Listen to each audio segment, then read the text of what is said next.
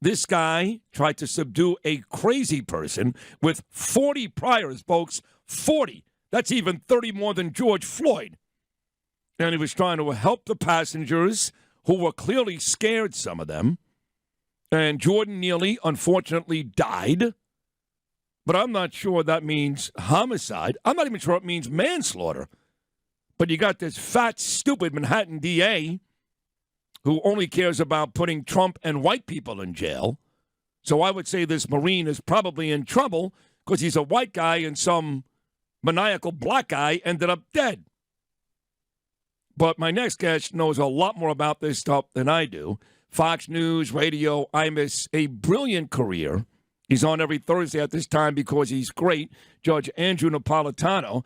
Judge Andrew Napolitano, you heard what I just said. Your thoughts? Good morning, Sid. It's always a pleasure to be with you. Thank you. Well, we need to know what the facts are here. I'm glad that he's not in jail. He's not a danger to the community. He's a potential savior of the community. I speak of the 24-year-old Marine.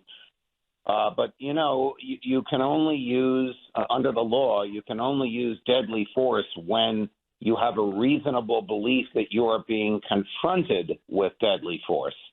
You can't shoot a bank robber who's unarmed with a bazooka. Right, but he didn't shoot anybody. He put the guy in a headlock. The guy was resisting. And look, there's no question. Sometimes people take it too far. But when you're in a physical confrontation and the other guy is on the floor yelling and screaming and kicking, I'm sorry. They're using too much force. Who the hell is somebody else to decide that when you're in that type of situation? Well, that's what we have juries for, and that's what hopefully Alvin Bragg's people not.